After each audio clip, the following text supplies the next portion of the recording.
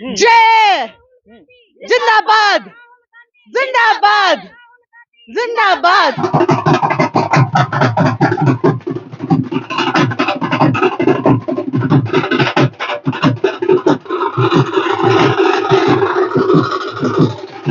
जो हो रहा है ओके वो उसे कवर नहीं करेंगे। जो जोशीमठ में जो हो रहा है उसको वो कवर नहीं करेंगे। तो ये क्या है? अगर क्या प्रेस को अधिकार नहीं है जनता को सच्चाई बताने की? जनता को क्या अधिकार नहीं है सच्चाई जानने की? रही बात ईडी या सीबीआई की, ये तो या इनकम टैक्स की, ये तो सबके सामने है कि भारत जोड़ो यात्रा का 124वां दिन है। एक तरफ मोहब्बत का थाली परोसने वाले राहुल गांधी जो लगातार ये कह रहे हैं कि नफरत के बाजार में मोहब्बत का दुकान खोलेंगे। इस वक्त हमारे साथ नेता डिसूजा जी हैं, महिला विंग की अध्यक्षा हैं देश भर की। आज ही 2 दिन पहले हिमाचल में एक मंजूरी मिली है कैबिनेट में, ओपीएस यानी कि ओल्ड पेंशन स्कीम। अब उससे पूरा प्रदेश देख रहे हैं कि खुशहाली है। और राहुल जी पे आरोप लगा रहे तो मास्टर स्ट्रोक है 2024 का वोट बटोरने के लिए। छत्तीसगढ़ में भी, राजस्थान में भी ये स्कीम जो है दरअसल इस पर बात इंप्लीमेंट हो रही है और जहां तक हो भी गई है। कैसे देख रहे हैं? देखिए, कांग्रेस पार्टी और कांग्रेस पार्टी की नेतृत्व ने हमेशा लोगों के हित में काम किया है और कांग्रेस पार्टी ने ना सिर्फ लोगों को चुनावी जैसे कि भाजपा चुनावी जुमले देते हैं, हम जो चुनाव से पहले प्रॉमिस करते, जो वादा करते, वो हम निभाते हैं। हमने ओपीएस का वादा दिया था, वो निभाया है, वो छत्तीसगढ़ हो या हिमाचल प्रदेश हो या राजस्थान हो। तो रही बात चुनाव की तैयारी 2024 की, बिल्कुल हम पॉलिटिकल पार्टी है। चुनाव की तैयारी ना सिर्फ ऐसे किया जाता है झूठ बोल के, चुनाव की तैयारी वादे निभा के भी किया जाता है। अच्छा, एक बात बताइए, ऐसा क्यों लग रहा है कि इस यात्रा से एक बू आती है? राहुल जी कहते हैं कि ये 24 की तैयारी नहीं है, लेकिन घूर फिर के उसी सवाल पे हम लोग आ जाते हैं कि आप लोग 24 की तैयारी करें। खरगे जी ने 30 तारीख को 24 संगठनों को एक करने की बात कर दी जम्मू एंड कश्मीर में। शक्ति प्रदर्शन नहीं तो और क्या है? देखिए, अगर लोग कांग्रेस पार्टी से जुड़ रहे हैं तो गलत क्या है? कांग्रेस पार्टी तो देश की सबसे पुरानी पार्टी है। कांग्रेस पार्टी ही वो पार्टी है जिसने देश को आजादी दिलाया है। और कांग्रेस, अगर आप इतिहास उठा के देखें तो आप मुझे एक कोई परिवार या एक कोई नेता बताए दूसरे कोई भी दल का जिन्होंने अपना जीवन, जिनका जीवन कुर्बान हुआ है। हमारे पास इंदिरा गांधी जी का जीवन कुर्बान हुआ, राजीव गांधी जी का जीवन कुर्बान हुआ देश की अखंडता के लिए। बाबा रामदेव जी कह रहे हैं कि पैच बाबा रामदेव कह रहे हैं कि ये तो खोई हुई विरासत को पाने की कोशिश कर रहे हैं आप लोग। बाबा रामदेव जी का कौन सा विरासत था? पतंजलि, उन्होंने तो विरासत बना दिया। तो अगर हम अपनी विरासत दोबारा ले रहे तो उनको उनकी पेट में दर्द क्यों है? और मुझे तो खुशी तो बाबा रामदेव जी की इस बात से है कि उन्होंने भारत जोड़ो यात्रा को बधाई दिया, उन्होंने राहुल जी की काबिलियत को बधाई दिया। आप तो वकील भी हैं, लेकिन जो राहुल गांधी ने कल प्रेस कॉन्फ्रेंस में कहा कि सवाल पूछा कि कई पत्रकारों ने, तो उनका जवाब था कि हम आरएसएस दफ्तर नहीं जाएंगे, इसके लिए मेरा गला काटना पड़ेगा। नाथूराम गोडसे जी ने क्या किया? याद कीजिए। यही वो लोग हैं जो गांधी जी के हत्यारे को पूछते हैं। कोई भी भारतीय जिस भारतीय में सच्चाई हो ना, वो कभी उस दफ्तर के अंदर अपना पैर नहीं रखेंगे। आप नहीं रखेंगी? बिल्कुल नहीं। गला काटना पड़ेगा जो राहुल जी ने कहा? बिल्कुल नहीं रखेंगे, कुछ भी हो जाए। कुछ भी हो जाए।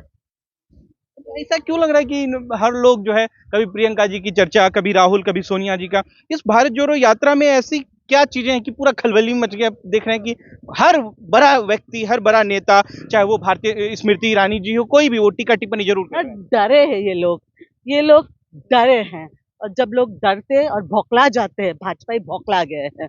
वो भौकला गए हैं कि लोग जिस तरीके से राहुल गांधी जी और इस पूरे यात्रा पे अपना प्यार, अपना विश्वास और खास करके अपना, बहुत सारे दलों ने इस यात्रा को सराया भी है, तो ये डर रहे हैं। अब उनको पता है कि उनके दिन कम है। बीजेपी वालों के दिन कम है। बिल्कुल।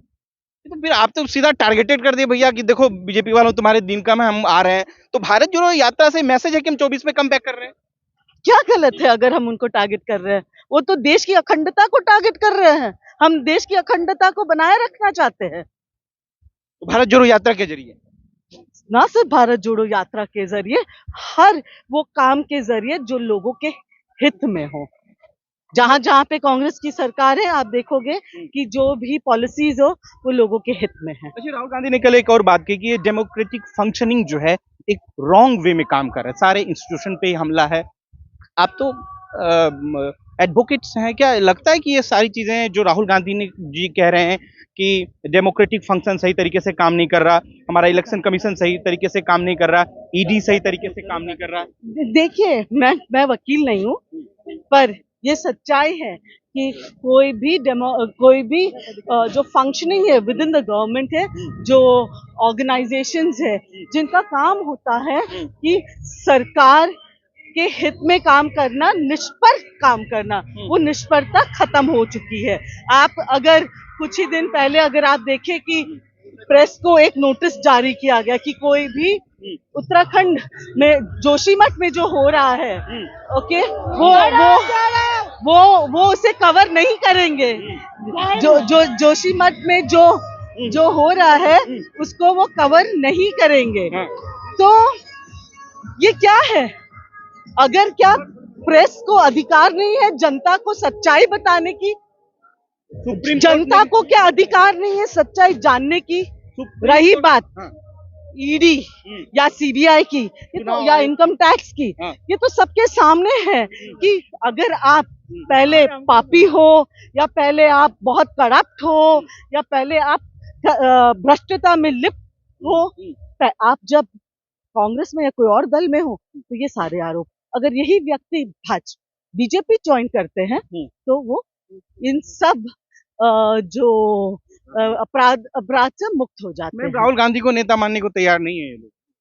कौन लोग? बीजेपी के लोग। हम देखा हम थोड़ी क्या कहा कि बेशरम राहुल गांधी। हाँ, देखो इनसे हम एक्सपेक्ट भी क्या कर सकते हैं? हम उनको नेता नहीं मानते हैं तो वो, तो आप प्रधानमंत्री जी को नेता नहीं मानते हैं?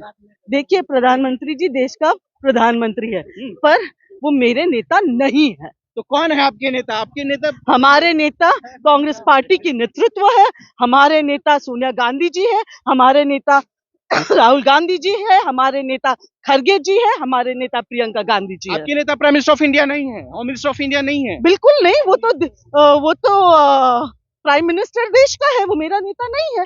इसमें क्या गलत है? मेरा नेता नहीं है वो गवर्नमेंट सर्वेंट है। याद रखिए, प्रधानमंत्री या होम मिनिस्टर, ये सारे जो एक बार आप चुन के आ जाते हो ना, तो आपको अपना फर्ज जो है वो देश हित में निभाना है। कोई पार्टी के प्रवक्ता या पार्टी का प्रचार मंत्री बन के नहीं निभाना है। तो फिलहाल जो पीएम है वो भाजपा का प्रचार मंत्री है। दिल्ली की सड़कों पर प्रधानमंत्री जी रोज शो कर रहे हैं।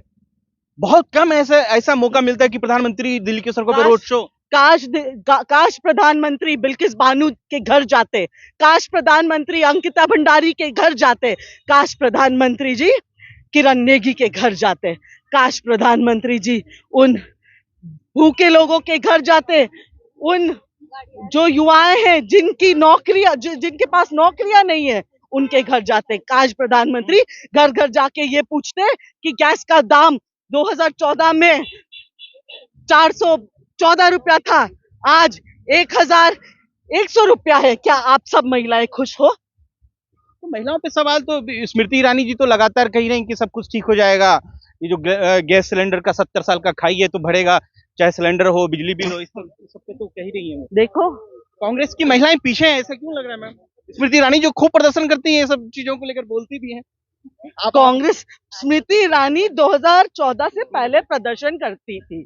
मैं चैलेंज करती हूँ स्मृति ईरानी जी से कि 2014 वाली प्रदर्शन वो दोबारा करे, क्योंकि गैस के दाम 2 गुना से ज्यादा बढ़ गए। मैं चैलेंज करती हूँ स्मृति ईरानी जी से कि वो पार्लियामेंट के अंदर महिलाओं के हित की बात करे, पार्लियामेंट के अंदर वो महंगाई के मुद्दे उठा के लोगों के बीच ये बात रखे। तो फाइनेंस मिनिस्टर ऑफ इंडिया तो कह रही है ना कि हम भी बहुत नीचे से उठ कर आए, गरीब अरे कौन परिवार से से। नीचे कौन से ऊपर?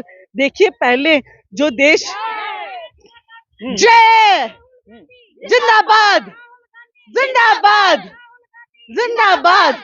देखिए पहले जो डिफिसिट में थे कंट्री, आज की तारीख में हमारे पे 2 गुना ज्यादा लोन्स बढ़ गए हैं।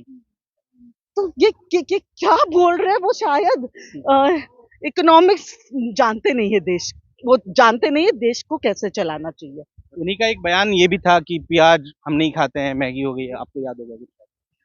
वो प्याज खाए या ना खाए, हमें तो हवा खाने पे उसने छोड़ दिया। और हवा भी आजकल इतना प्रदूषण, जो पोल्यूशन वगैरह, दिल्ली की सरकार पे सवाल उठा रहे हैं आप? मैं दिल्ली हो या केंद्र की सरकार, दोनों चट्टे पट्टे हैं एक दूसरे के। चलिए शुक्रिया। देखिए जिस तरीके से नेता डिसूजा जी ने अपनी बात रखी है, स्मृति ईरानी जी को चैलेंज किया है कि 2014 में जिस तरीके से सड़कों पर स्मृति ईरानी जी ने उतर कर प्रोटेस्ट किया था महंगाई के ऊपर, प्याज के ऊपर, तो उनको चैलेंज करते हुए नेता डिसूजा ने कहा कि अगर हिम्मत है तो अब भी वो उस बात पर, उस मुद्दे पे प्रोटेस्ट करें। शुक्रिया।